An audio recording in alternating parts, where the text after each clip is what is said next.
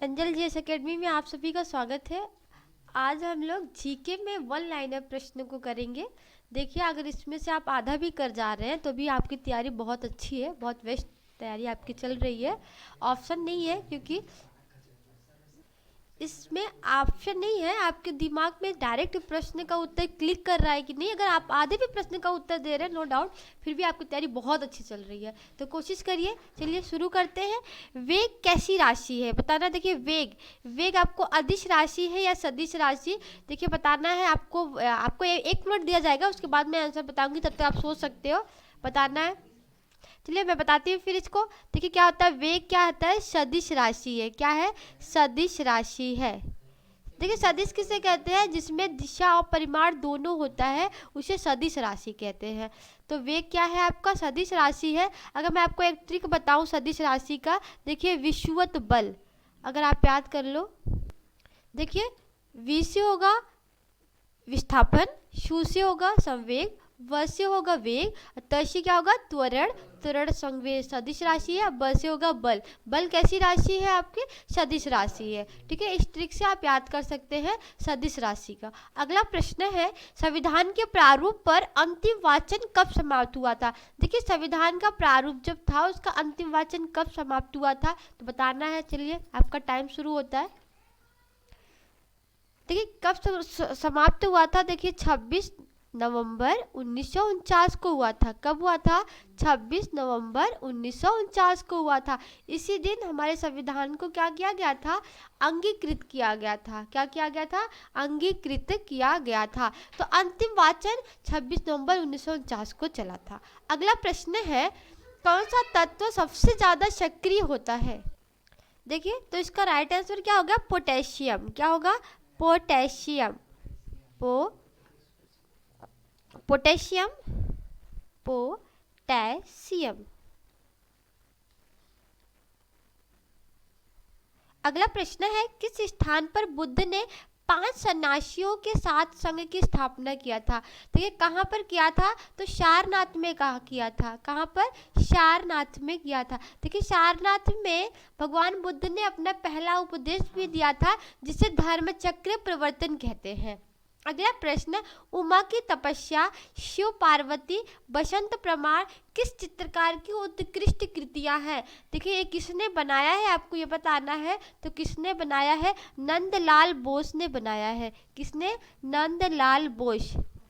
नंदलाल बोस चित्रकार थे, याद रखिएगा। अगला प्रश्न, सौर मंडल की खोज किसने की। बहुत आसान सा प्रश्न है आपके सामने कि सौर मंडल की खोज किसने की, तो किसने किया, फटाफट बताइए इसका आंसर।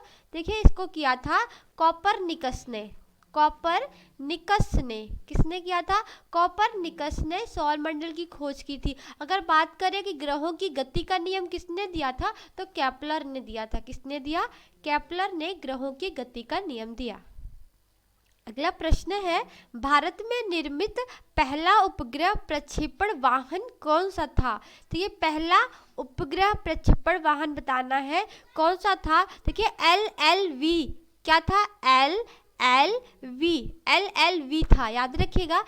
पहला उपग्रह प्रक्षेपण वाहन ये LLV भारत में निर्मित है। ठीक है, भारत में निर्मित पहला उपग्रह प्रक्षेपण वाहन LLV था। अगला प्रश्न है, राष्ट्रीय जनसंख्या आयोग किस मंत्रालय के अधीन है।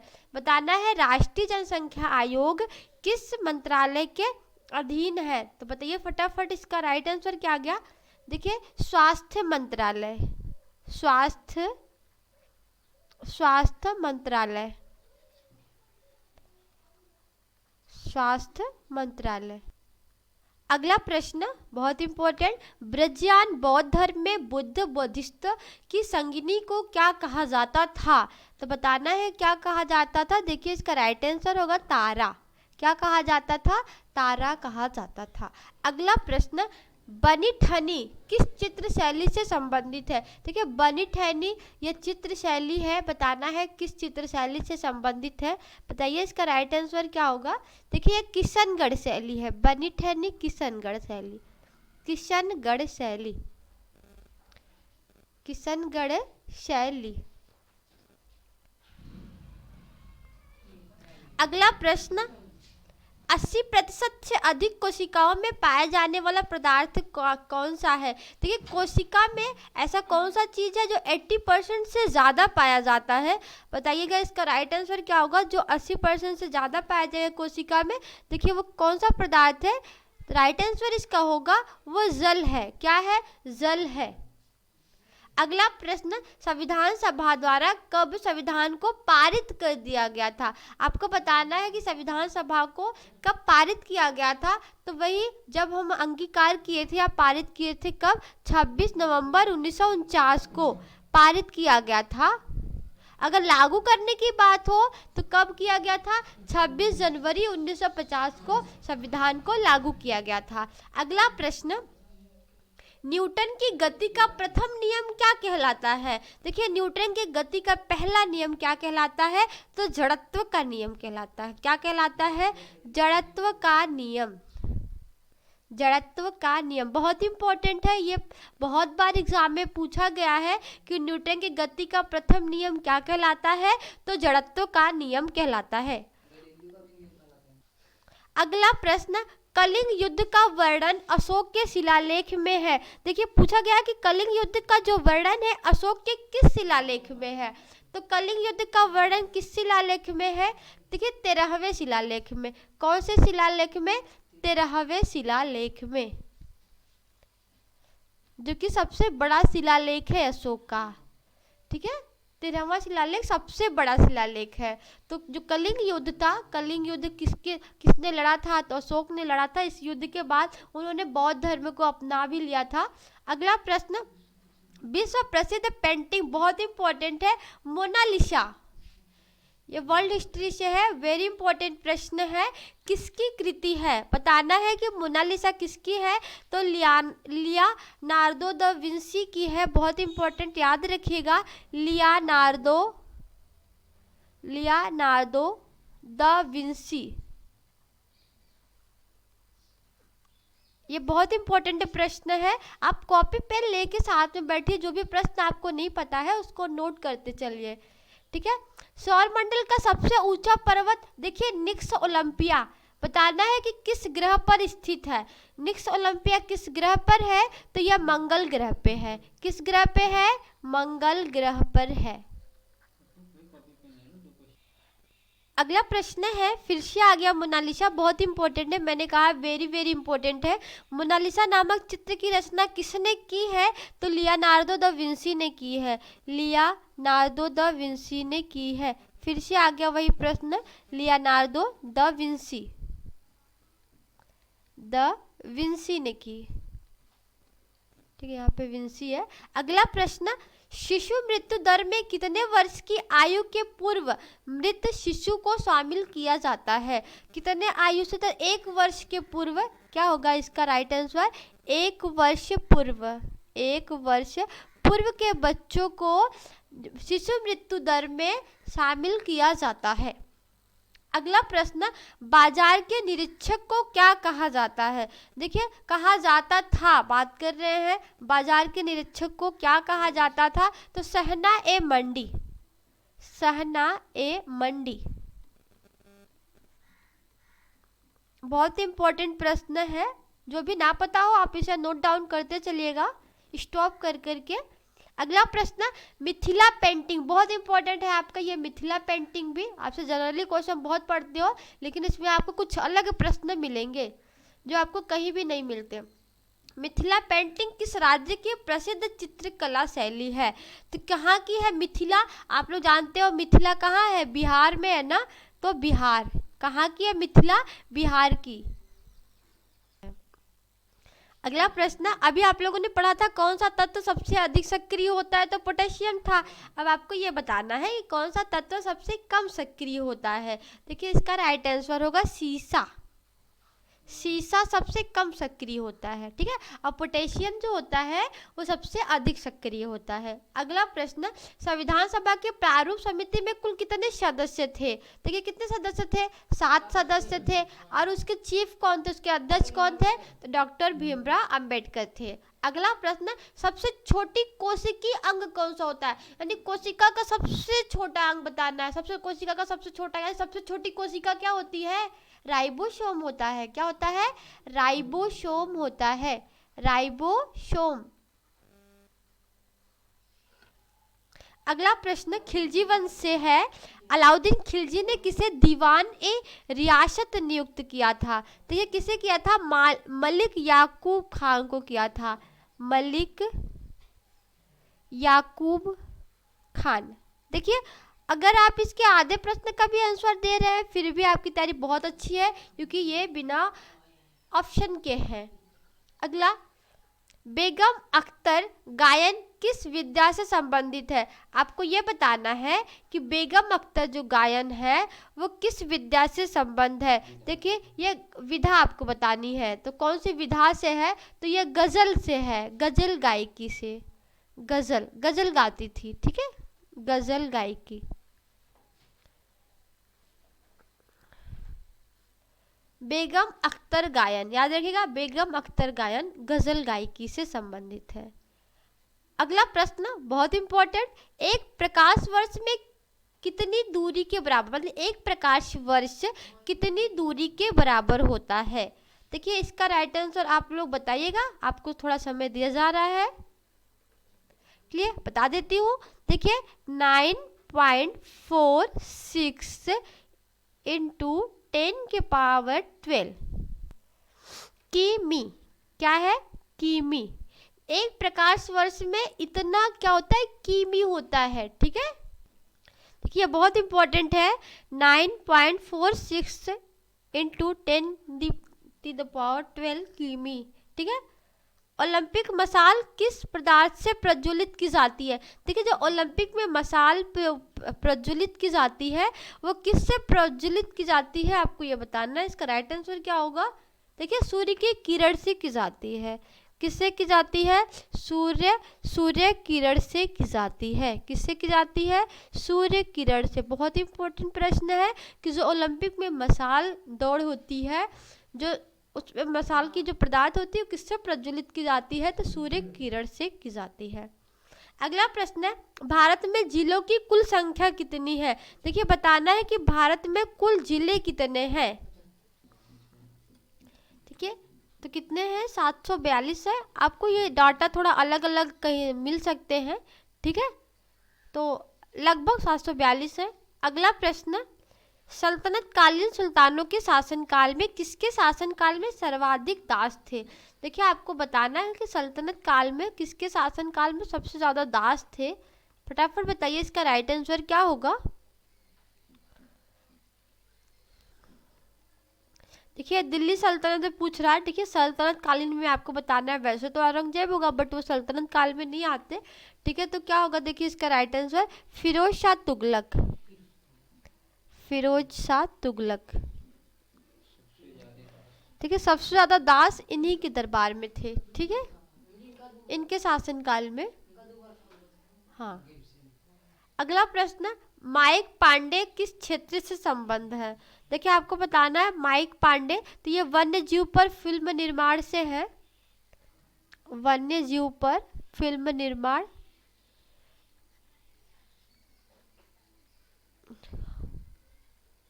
वन्य जीव पर फिल्म निर्माण, याद रखिएगा, बहुत इंपॉर्टेंट प्रश्न है। माइक पांडे, वन्य जीव पर फिल्म निर्माण से संबंध है। अगला प्रश्न, पदार्थ के संवेग और वेग के अनुपात में कौन सी भौतिक राशि प्राप्त होती है? देखिए, पदार्थ के संवेग और वेग के अनुपात से बताना है कौन सी भौतिक राशि प्राप्त होती है। तो देखिए, इसका राइट आंसर होगा द्रव्यमान। द्रव्यमान। देखिए, द्रव्यमान बराबर क्या होता है? संवेग बटे वेग होता है, ठीक है, तो वही अनुपात का मतलब बटे, ठीक है। तो द्रव्यमान बराबर क्या होता है? संवेग बटे वेग, ठीक है। अगला प्रश्न, संविधान सभा के झंडा समिति के अध्यक्ष कौन थे? देखिए, झंडा समिति के अध्यक्ष आपको बताना है। देखिए, तो इसका राइट आंसर क्या होगा? डॉक्टर राजेंद्र प्रसाद। डॉक्टर राजेंद्र प्रसाद झंडा समिति के अध्यक्ष। कहीं कहीं आपको जेबी कृपलानी भी मिल सकते हैं, ठीक है, तो लेकिन राइट आंसर होगा डॉक्टर राजेंद्र प्रसाद। अगला होगा लोहा एवं गंधक का मिश्रण कौन सा मिश्रण है। देखिए लोहा तो अलग होता है, गंधक अलग होता है, तो समांगी मिश्रण तो बनेगा नहीं, तो क्या बनेगा, विषमांगी मिश्रण। कैसा मिश्रण है, विषमांगी। जब समान होते हैं तो उसे समांगी मिश्रण कहते हैं, जिसमें एक अनुपात में घुल जाए, लेकिन जब अलग अलग रहते हैं तो उसको विषमांगी मिश्रण कहते हैं।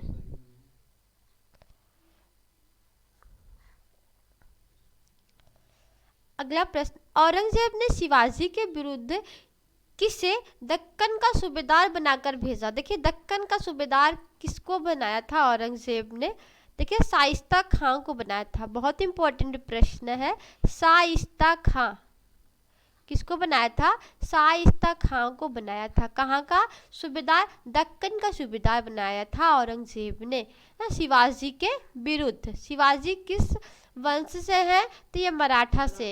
किससे है, मराठा। बात करिए औरंगजेब का तो ये मुगल वंश। अगला प्रश्न, यहूदी मेनहून किस वाद्य यंत्र के वादक थे। बताना है कि यहूदी जो थे मेनहीन, ये किस वाद्य यंत्र से संबंधित थे। देखिए ये वायलिन बजाते थे। क्या बजाते थे, वायलिन बजाते थे, वायलिन, यहूदी मेनहीन। अगला प्रश्न, सूर्य के अपेक्षाकृत जो ठंडा भाग होता है जिसका तापमान 1500 डिग्री सेल्सियस होता है वो क्या कहलाता है। देखिए क्या कहलाता है, तो वो सौर कलंक कहलाता है। क्या कहलाता है, सौर कलंक कहलाता है। ये सौर कलंक जो होता है ये सूर्य की अपेक्षा थोड़ा ठंडा होता है। अगला प्रश्न, विश्व में सर्वप्रथम किस अंग का प्रत्यारोपण हुआ था। किस अंग का प्रत्यारोपण संभव हुआ था, तो बताना है सर्वप्रथम तो हृदय का हुआ था। किसका हुआ था, हृदय का हुआ था। हृदय का प्रत्यारोपण सबसे पहले विश्व में संभव हुआ था। अगला प्रश्न, जनगणना की तर्ज पर मृत्यु गणना वाला पहला राज्य कौन सा है। तो कि बताना जनगणना की तर्ज पर, ठीक है, मृत्यु गणना वाला पहला राज्य कौन सा है। देखिए कर्नाटक। कौन सा राज्य, कर्नाटक। देखिए जनगणना की तर्ज पे ही वहां पे मृत्यु गणना भी कहते हैं, मतलब एवरेज में मृत्यु गणना कितनी हो रही है। अगला प्रश्न, किस मुगल बादशाह ने वसीयत लिखकर अपने पुत्रों को यह निर्देश दिया था कि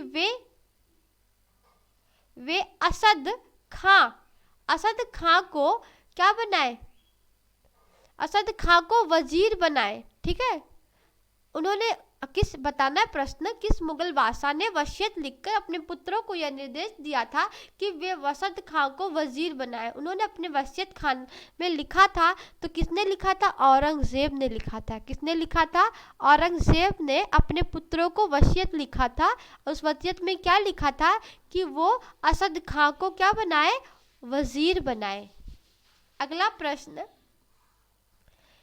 हिटनी ह्यूस्टन किस क्षेत्र से संबंधित थे। देखिए आपको बताना है हिटनी ह्यूस्टन किस क्षेत्र से संबंधित थे, तो ये पॉप गायकी थे। पॉप गायकी, पॉप गायकी, पॉप गायकी से संबंधित।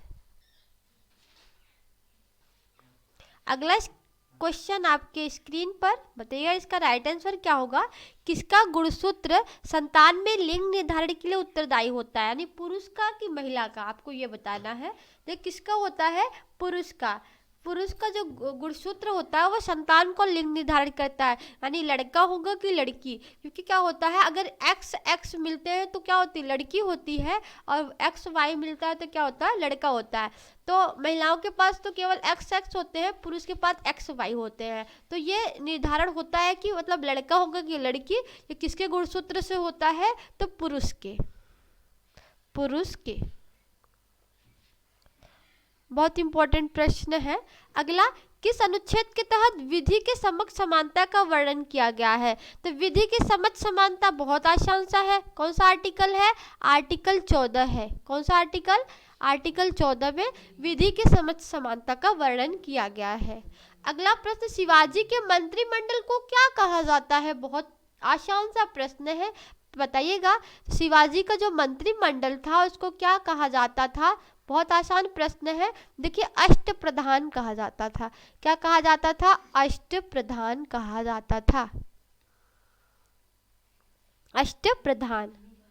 अगला प्रश्न, शिवाजी ने किस भाषा को राजभाषा बनाया था? तो शिवाजी ने बताना है किस भाषा को राजभाषा बनाया था। तो जहाँ से वो संबंधित थे, महाराष्ट्र से थे। महाराष्ट्र में क्या चलता है? मराठी चलता है। मराठा थे तो मराठी भाषा को बनाया था।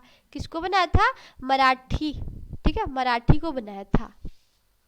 अगला प्रश्न बहुत इंपॉर्टेंट है, इसको वेरी वेरी कर इंपॉर्टेंट कर लीजिएगा कि तरणेतर मेला किस राज्य का प्रसिद्ध मेला है?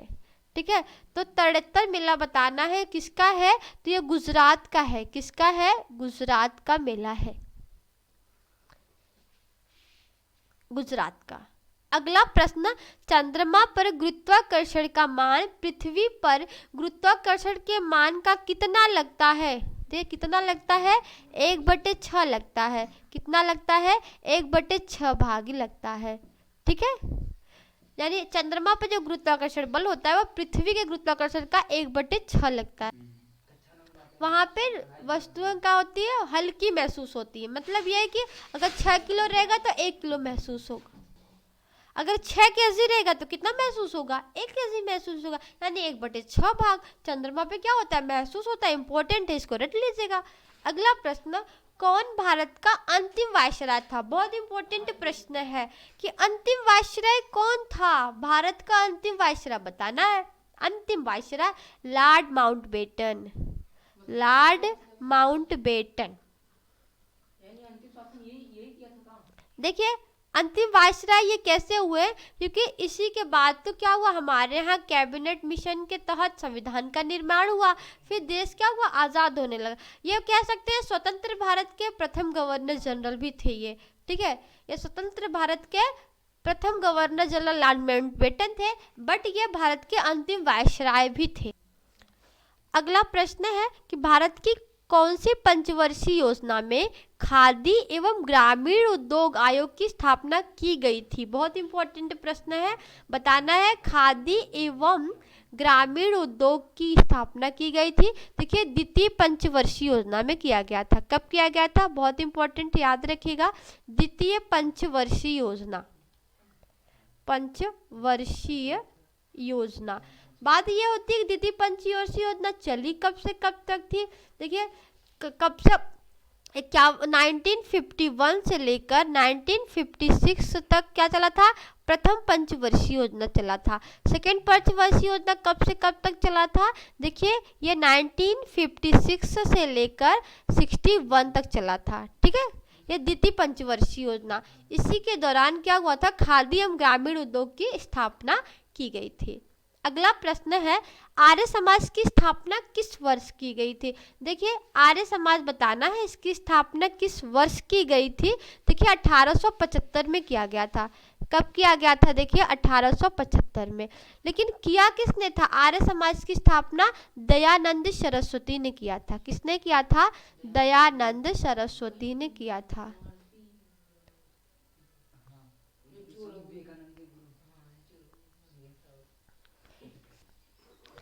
अगला प्रश्न देखिए, क्षमावाड़ी किस धर्म से संबंधित त्योहार है? देखिए, बताना क्षमावाड़ी, बहुत इंपॉर्टेंट प्रश्न है। क्षमावाड़ी बताना है ये किससे संबंधित है, बताइएगा। इसका राइट आंसर देखिए, क्षमावाड़ी जैन धर्म से है, जैन धर्म से। अगला प्रश्न, शून्य से स्वतंत्र रूप से गिरने वाली वस्तुओं का त्वरण क्या होता है? देखिए, शून्य से स्वतंत्र रूप से गिरने वाली वस्तुओं का त्वरण पूछ रहा है, क्या होगा? देखिए, समान होगा। कैसा होगा? समान होगा। जब एक ही समान वेग से गिरता है तो शून्य होता है, ठीक है, तो समान ही होता है। अगला प्रश्न, किस अनुच्छेद पे लोक नियोजन के विषय में अवसर की समानता बताई गई है? तो बताना है, लोक नियोजन में अवसर की समानता बताई गई है। अनुच्छेद किस में बताया गया है? आर्टिकल 16 में बताया गया है लोक नियोजन में अवसर की समानता। मूल अधिकार में आज आर्टिकल 16 है वो कहता है लोक नियोजन में सभी को अवसर की समानता है। अगला प्रश्न, किस विधि द्वारा मिश्रण में उपस्थित घटकों का पृथक्करण किया जाता है? कह रहा है किस विधि द्वारा मिश्रण में उपस्थित घटकों का, जो मिश्रण होता है उसमें उपस्थित जो घटक होते हैं उनका पृथक्करण किसके द्वारा होता है? तो क्रिस्टलन विधि द्वारा। क्या होगा? क्रिस्टलन विधि द्वारा। क्रिस्टलन विधि द्वारा, ठीक है, क्रिस्टलन विधि द्वारा अलग करते हैं ये मिश्रण में उपस्थित घटकों को। अगला प्रश्न, किसने आर्य समाज की स्थापना की? अभी ऊपर आया था, किसने किया है? दयानंद सरस्वती ने। कब किया? 1875 में। कब किया? 1875 में। वेदों की ओर लौटो किसने कहा था? दयानंद सरस्वती ने कहा था। और इनकी एक बहुत इंपॉर्टेंट पुस्तक भी है, सत्यार्थ प्रकाश। बहुत बार पूछा जाता है सत्यार्थ प्रकाश किसकी पुस्तक है? तो दयानंद सरस्वती का है। सत्यार्थ प्रकाश दयानंद सरस्वती। अगला देखिए, नवरोज किन लोगों के द्वारा ये नववर्ष दिवस है? तो नवरोज पारसियों का है। नवरोज त्योहार शुरू किसने किया था? बलबन ने। अगला, सौरमंडल का सबसे छोटा उपग्रह बताना है। सौरमंडल का सबसे छोटा ग्रह क्या होता है? सबसे छोटा उपग्रह बताना है। उपग्रह सौरमंडल का, ठीक है, वो मंगल ग्रह का ही है। उसको कहते हैं डीमोस। ये सौरमंडल का सबसे छोटा उपग्रह। अगला प्रश्न है, रोहिणी श्रेणी के प्रथम उपग्रह का प्रक्षेपण किस वर्ष किया गया था? देखिए, रोहिणी श्रेणी का प्रथम उपग्रह किस वर्ष इसका प्रक्षेपण किया गया था? तो इसका राइट आंसर होगा 1980 में किया गया था। 1980 में किया गया था। अगला प्रश्न, तृतीय पंचवर्षीय योजना का काल क्या था? अभी मैंने बताया कि 1951 से 56 तक प्रथम चला था, 56 से 61 तक द्वितीय चला था। 5 साल तक लगातार चल रहे थे। फिर 1961 से लेकर 1966 तक तृतीय पंचवर्षीय योजना चला था। कब से कब तक? 1961 से लेकर 66 ईस्वी तक क्या हुआ था? तृतीय पंचवर्षीय योजना चला था। इसी तृतीय पंचवर्षीय योजना के साथ ही किसका युद्ध हुआ था? भारत चीन का युद्ध हुआ था 1962 में, और 1965 में भारत पाकिस्तान का युद्ध हुआ था। इस पंचवर्षीय योजना में बहुत हानि हुई थी, भुखमरी तक आ गई थी भारत में। अगला प्रश्न बहुत इंपॉर्टेंट, किसने कहा विदेशी राज चाहे कितना अच्छा क्यों ना हो, स्वदेशी राज की तुलना में कभी अच्छा नहीं हो सकता है? यानी स्वदेशी राज कितना भी अच्छा हो लेकिन वो विदेशी राज कितना भी अच्छा हो लेकिन स्वदेशी राज की तुलना में वो अच्छा नहीं हो सकता। ये किसने कहा था? दयानंद सरस्वती ने कहा था। किसने कहा? दयानंद सरस्वती ने कहा। दयानंद सरस्वती। ये किसकी स्थापना किए थे? आर्य समाज की। कब किए थे? 1875 में किए थे। अगला बहुत इंपॉर्टेंट, उगादि उत्सव किस राज्य में मनाया जाता है? देखिए, उगादि उत्सव मनाया जाता है कर्नाटक में।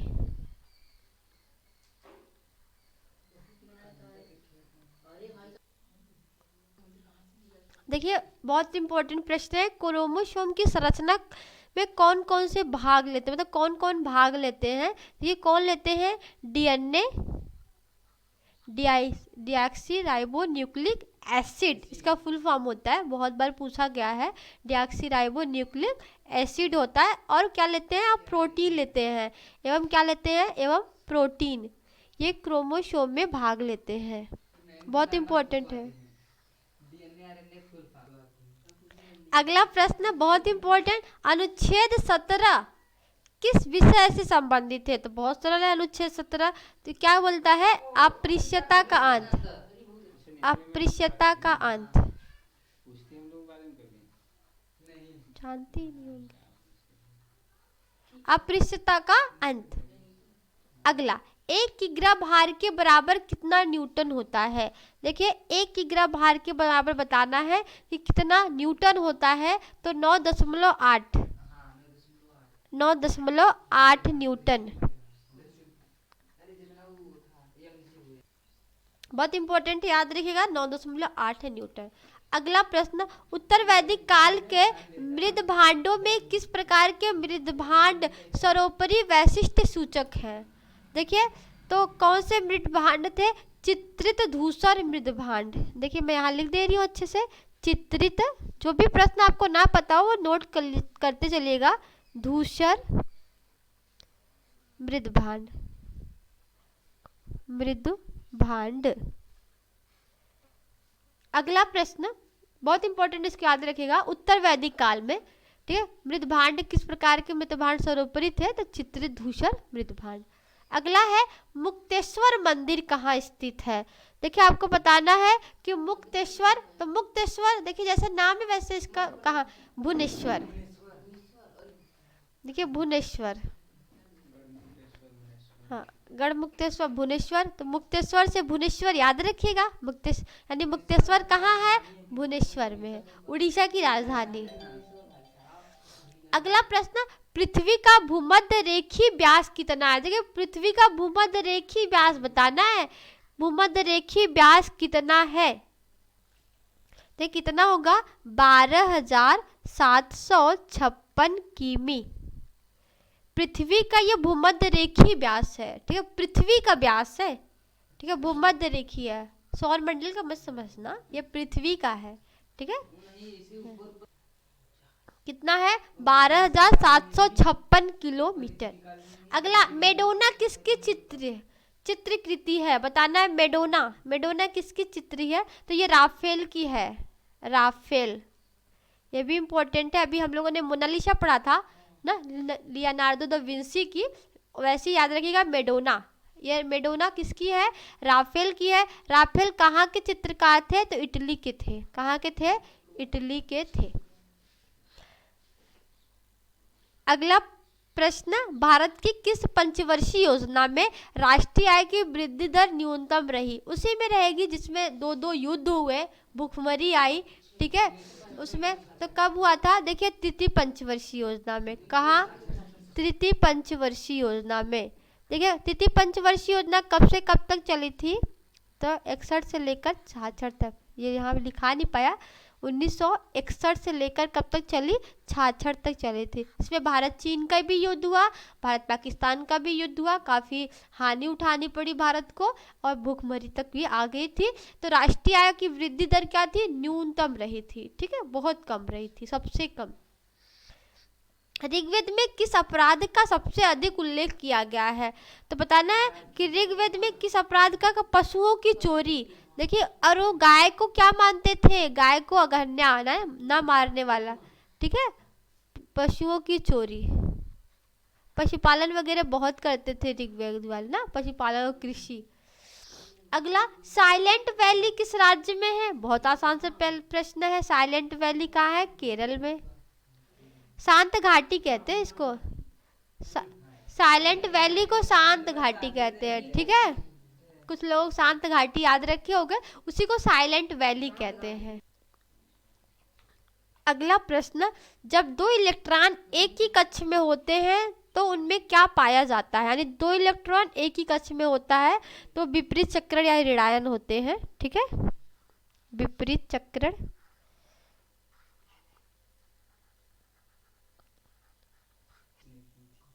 अगला प्रश्न है, किस अनुच्छेद में प्रेस की स्वतंत्रता है? जिसमें वाक और अभिव्यक्ति की स्वतंत्रता है, उसी में प्रेस की है। तो किस अनुच्छेद में है? अनुच्छेद 19 में है, 19 के 1 में है, ठीक है। कहीं कहीं क्लॉज बनाया गया है, तो 19 के क्लॉज 1 में है, ठीक है। अगला प्रश्न, हैजा को क्या बोलते हैं इंग्लिश में? कॉलरा बोलते हैं। कि जीवाणु की खोज किसने की थी? तो किसने की थी हैजा का? रॉबर्ट कोच ने किया था, रॉबर्ट कोच ने।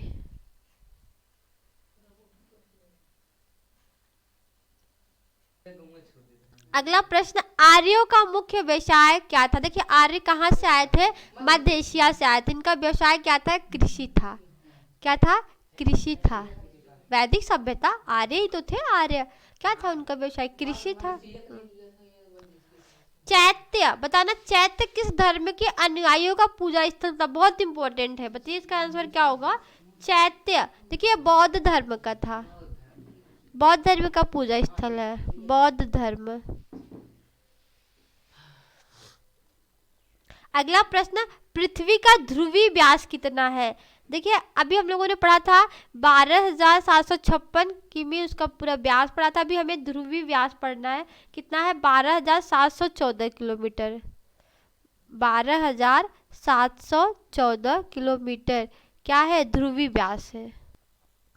अगला प्रश्न, महिलाओं की ओलंपिक में भागीदारी सबसे पहले किस वर्ष में हुई थी? देखिए पहले महिलाओं ओलंपिक में भाग नहीं लेती थी, किस वर्ष से महिला ओलंपिक में भाग लेने लगी थी? तो ये 1900 से ले रही थी, 1900 ईस्वी से। 1900 ईस्वी से ओलंपिक में महिलाएं भाग लेना प्रारंभ कर दी। अगला, योजना अवकाश के कारण कौन सी पंचवर्षीय योजना देर से प्रारंभ हुई थी? देखिए कौन सी? तो चतुर्थ पंचवर्षीय योजना, क्योंकि एक तृतीय पंचवर्षीय योजना के बाद योजना अवकाश चलाया गया, पंचवर्षीय योजना नहीं चलाया गया क्योंकि दो युद्ध हुए, भुखमरी आ गई, उसके बाद क्या होगा? योजना अवकाश चलाया गया। तो चतुर्थ पंचवर्षीय योजना देर से प्रारंभ हुई थी। ठीक है। अगला प्रश्न, पुलकेशिन द्वितीय ने हर्षवर्धन को पराजित कर कौन सी उपाधि धारण की थी? देखिए पुलकेशिन द्वितीय ने हर्षवर्धन को पराजित किया था 618 ईस्वी में नर्मदा नदी के तट पर किया था। और कौन सी उपाधि धारण की थी? देखिए परमेश्वर की उपाधि, परमेश्वर की उपाधि धारण किया था, नर्मदा नदी के तट पर हराया था ना। अगला, बौद्धों का जो तांबो मठ है, तांबो मठ, ये किस राज्य में है? बहुत इंपॉर्टेंट है। देखिए तांबो मठ कहाँ है? हिमाचल प्रदेश में है। कहाँ है? हिमाचल प्रदेश में क्या है? तांबो। आज के लिए बस इतना ही। अगर सेशन अच्छा लगा तो वीडियो को लाइक कर दीजिएगा, चैनल पर अगर नए हो तो चैनल को सब्सक्राइब कर लीजिएगा। अगर ऐसे ही वीडियो आपको, ऐसे ही प्रश्न रोज चाहिए तो आप रात 8 बजे आपको ये मिल जाया करेगी। ठीक है, तब तक के लिए बाय बाय।